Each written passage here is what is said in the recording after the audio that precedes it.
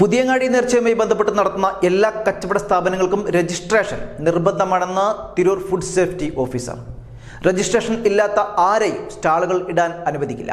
വായിൽ നിന്ന് പുക വരും പോലെയുള്ള പലഹാരങ്ങൾ അടക്കമുള്ള സാധനങ്ങളും കളർ ചേർത്ത മിഠായികൾക്കും കർശന വിലക്ക്. 3-ാം തീയതി മുതൽ എല്ലാ സ്റ്റാളുകളിലും കർശന പരിശോധന ഉണ്ടാകുമെന്നും Tirur food safety officer MN Shamsiya news 99 പറഞ്ഞു. ഷംസിയുടെ വാക്കുകളിലേക്ക്. ഭക്ഷ്യസുരക്ഷാ വകുപ്പിന്റെ രജിസ്ട്രേഷൻ പുതിയങ്ങാടി നേർച്ചയെ സംബന്ധിച്ച് അവിടെ ഇടുന്ന എല്ലാ സ്റ്റോളുകാരും നിർബന്ധമായിട്ട് എടുക്കണം. ഫോട്ടോയും ആധാർ കാർഡും മാത്രമാണ് രേഖകളായിട്ട് വേണ്ടത്. ഇത് സംബന്ധിച്ച് ഇന്ന് നടന്ന യോഗത്തില് ഒരു ഹെൽപ്പ് ഡെസ്ക് ഇടാമെന്ന് തലക്കാട് പഞ്ചായത്ത് തീരുമാനിച്ചിട്ടുണ്ട്. അപ്പൊ ഹെൽപ്പ് ഡെസ്കില് ഫുഡ് സേഫ്റ്റിയുടെ രജിസ്ട്രേഷൻ എടുക്കാൻ വരുന്ന ആൾക്കാർ അവരുടെ ഫോട്ടോയും ആധാർ കാർഡുമായിട്ട് ഫുഡ് സേഫ്റ്റിയുടെ 1 വർഷത്തേക്കുള്ള രജിസ്ട്രേഷൻ അപ്ലൈ ചെയ്യുക.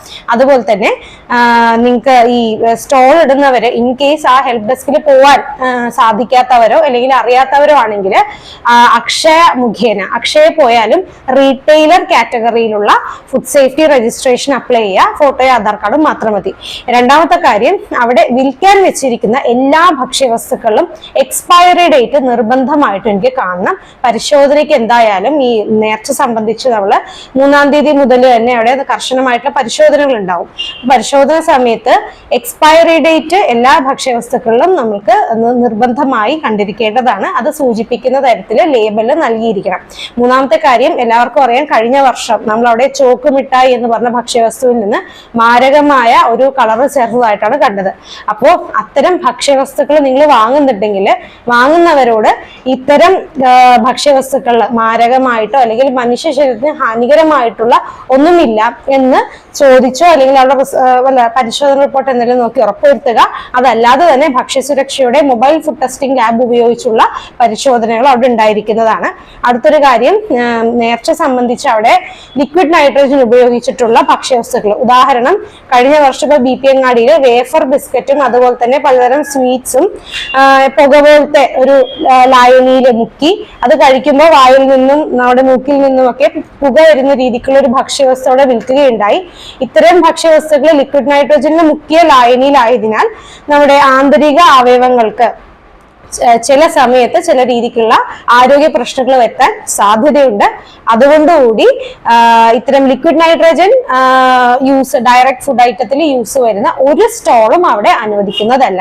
പിന്നെ ഈ എല്ലാ ഭക്ഷ്യവസ്തുക്കളിലും ലേബൽ വിവരങ്ങൾ കൃത്യമായിട്ട് കാണണം. രജിസ്ട്രേഷൻ എല്ലാവരും എടുത്തിട്ടുണ്ട് എന്ന് ഉറപ്പുവരുത്തുക സ്റ്റോളുകൾ തുറക്കുന്നതിന് മുമ്പ്. ഫുഡ് സേഫ്റ്റിയുടെ രജിസ്ട്രേഷൻ. പിന്നെ സ്റ്റോളുകളിൽ തന്നെ ഭക്ഷ്യവസ്തുക്കൾ എടുത്ത് കൊടുക്കുന്നവര്, ഫോർ എക്സാമ്പിൾ പേട അല്ലെങ്കിൽ ജിലേബി ഒക്കെ കൊടുക്കുന്നവര് കയ്യുറ ധരിച്ചിട്ടുണ്ടെന്ന് ഉറപ്പുവരുത്തുക. വെറും ബെയർ ഹാൻഡ്സ്, അതായത് നമ്മുടെ ഈ കൈകൾ ഡയറക്റ്റ് ഒരു ഭക്ഷ്യവസ്തുക്കളിൽ തൊട്ട് അല്ലെങ്കിൽ അത് ഉപയോഗിച്ച് പാക്ക് ചെയ്യരുത്.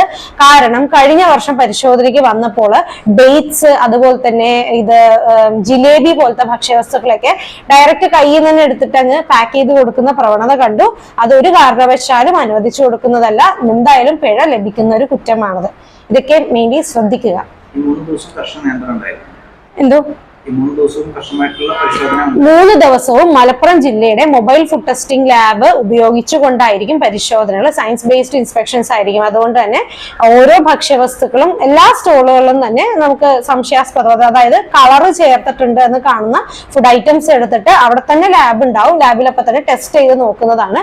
കളർ ഉണ്ട് എന്ന് കണ്ടെത്തിയാൽ അത്തരം ഫുഡ് ഐറ്റംസ് നീക്കുകയും നിയമ നടപടികൾ നേരിടേണ്ടതുമാണ്. അപ്പോൾ നിങ്ങൾക്ക് തന്നെ ഉറപ്പുള്ളത്, ഇതിൽ വേറെ പ്രശ്നമില്ല എന്ന് ഉറപ്പുള്ള ഭക്ഷ്യവസ്തുക്കൾ മാത്രം കൊണ്ടുവന്ന് വിൽക്കുക.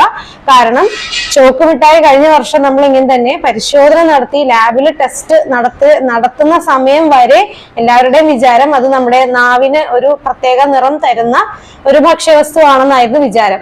പക്ഷെ ഇങ്ങനെയുള്ള സാഹചര്യം നമ്മൾ ഓൾറെഡി ഒരു വട്ടം വിറ്റ്നസ് ചെയ്തുകൊണ്ടുകൂടി പറയുകയാണ്. എല്ലാവരും അത്രയും ഉറപ്പുള്ള ഭക്ഷ്യവസ്തുക്കൾ മാത്രം കൊണ്ടുവന്ന് വിൽക്കുക.